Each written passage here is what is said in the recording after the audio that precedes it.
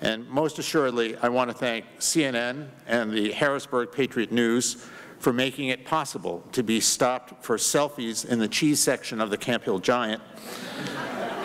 Not to mention be mocked on the internet by, as Tom said, no kidding, the actor Jim Carrey, who was not pleased with my appearances on CNN and compared me to a minion from the film Despicable Me. And as I said, when asked for a comment, I did say, isn't he the guy who starred in Liar, Liar? Some of you may be wondering, more than a goodly number of my own friends and family are certainly still scratching their heads, how did I become sort of the annoying to liberals CNN regular? And how in the world does that nice Anderson Cooper put up with me every night? In truth, no one is more surprised than I am. It all began when I wrote a column for the American Spectator back in the primordial mists of June 2013. The title, Never Ignore Donald Trump, in which I made the eminently plausible case to me that, in fact, Donald Trump could be elected President of the United States. Everyone I knew who saw the column thought I had taken complete leave of my senses. What, they wondered, had happened to their friend, the sensible Jeff Lord. But there was one person who read that article and thought that I wasn't crazy.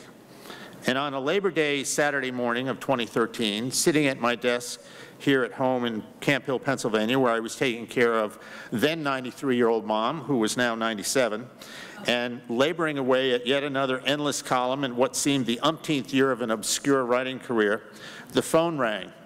I picked it up and heard the voice on the other end say in the cheeriest of tones, "Jeffrey, this is Donald Trump." I laughed. In one of the more improbable coincidences imaginable, my life began to change that day.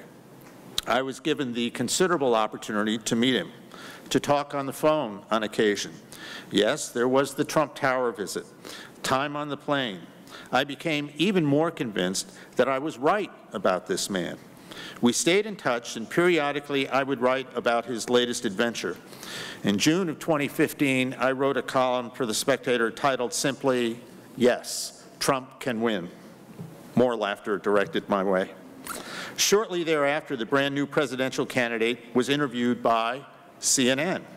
At its conclusion, the candidate sort of griped to Anderson Cooper and his staff that CNN would always follow up interviews with him by following him with, quote unquote, "Bush guys who hate me." When asked who out there in the world of conservative media liked him, well, you can guess the rest of the story. Suddenly change, considerable change, came about for me simply because I did something that my parents had always taught me to do, something I know every single person in this room does. I stood up for something and someone in whom I believed. And today I get stopped for those selfies in the Giants cheese section when I'm not arguing with Van Jones.